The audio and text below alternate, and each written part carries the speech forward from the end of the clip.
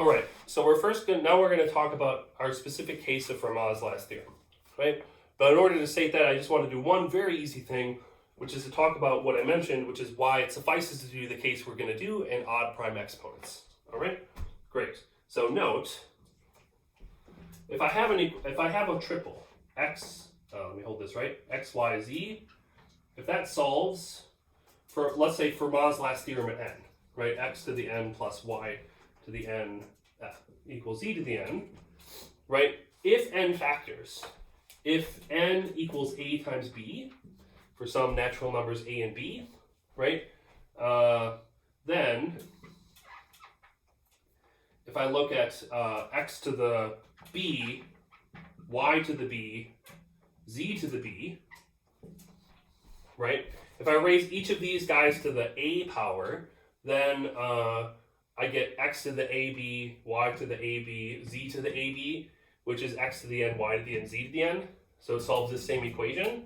So this solves Fermat's last theorem at a, right? X to the b to the a plus y to the b to the a, equals z to the b to the a. All right. So if there's a counterexample n, there's a counterexample for every divisor I have, every proper divisor I have of n as well, right? So if I'm looking for counterexamples, I just have to look for, if I have a prime, I can't break it up and look for a smaller counterexample. If I have a composite, I can break it up into primes, right? So Fermat's last theorem, of course, is not true for n equals 2. So for the two parts of if I factorize a number n where there's supposed to be a counterexample, I can't go all the way down to 2 because there are actually Pythagorean triples, but I can go all the way down to 2 squared, which is 4.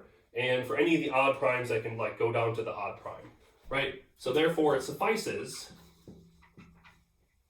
to show Fermat's last theorem and we've talked about throughout the course of this lecture, for several restrictions.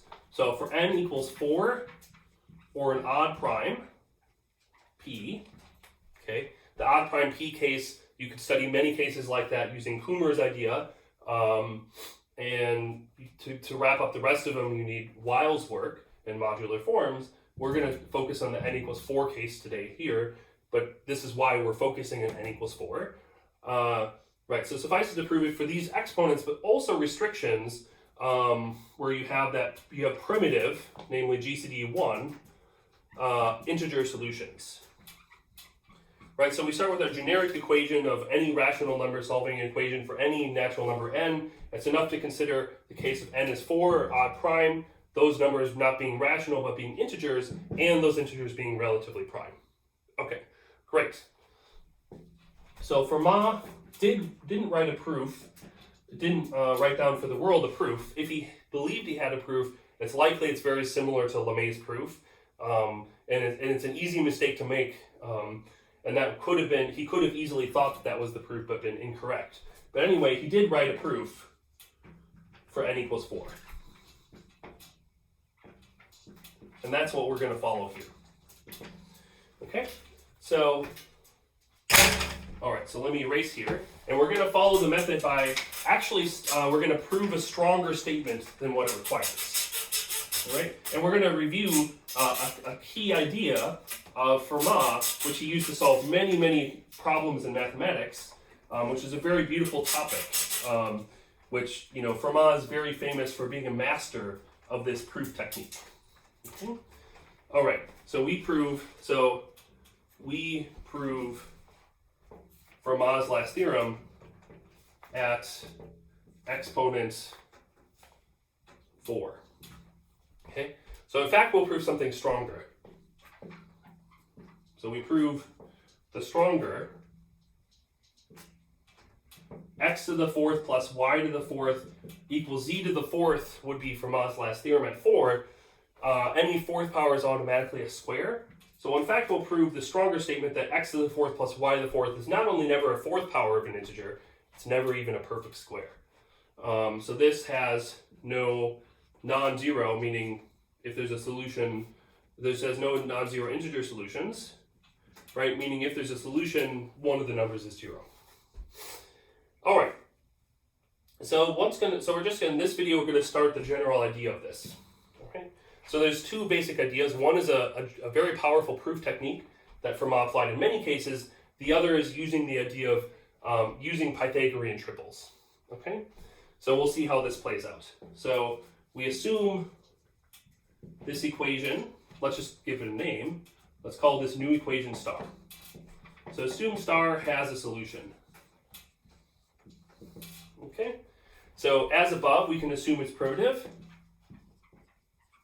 Otherwise, you can divide everything through. So as above, and assume that the solution is primitive. Right, just like for Pythagorean triples, it's the same thing over and over again. So in particular, x and y, we can assume are coprime. Okay. All right. So we're going to do Fermat's method of infinite descent.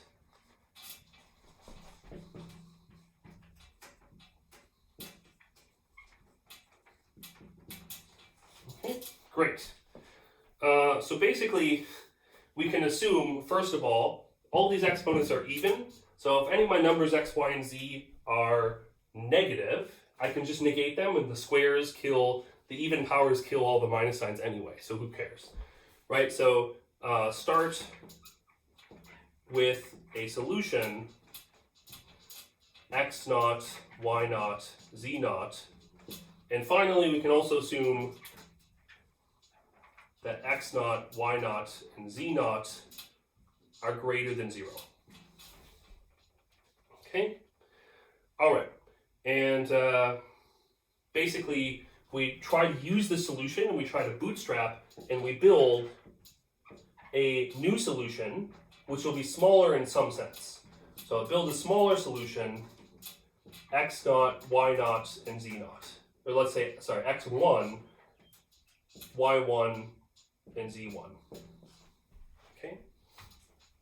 All right, so suppose whenever you have a solution, you can use that solution to build another solution that's smaller. Right, what do I mean by smaller? Well, these things are all positive integers, and I just require a new solution where at least one of the numbers gets smaller. So I could make x smaller, I could make the y smaller, I could make the z smaller. Whatever you want, you could use different measure of smaller in different contexts depending on the proof. All right, but suppose I could do that, right? Suppose I could do it, say, like where I would given any solution, any positive integer solution, I could find a new solution where the z gets smaller, right? Well, then I could run that same argument again, and I could say, well, I could take this solution, and I could produce another one, x2, y2, and z2, where this z2 also gets smaller. And I could go on forever, right? And basically, if I could do that, right, I would have a sequence of positive integers, say the z's keep getting smaller, I would have a sequence of positive integers that keeps getting smaller forever, and that's impossible in the integers, right? So basically, I don't want to erase again, but basically this would contradict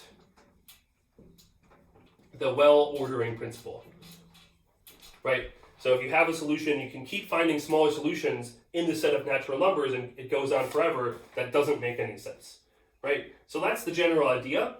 And so that's how we're going to start the next video, is we're going to start with the solution x naught, y naught, z naught to this, and show how we build the solution here, where in some sense it gets smaller, and then we'll be able to conclude via this general strategy what we want.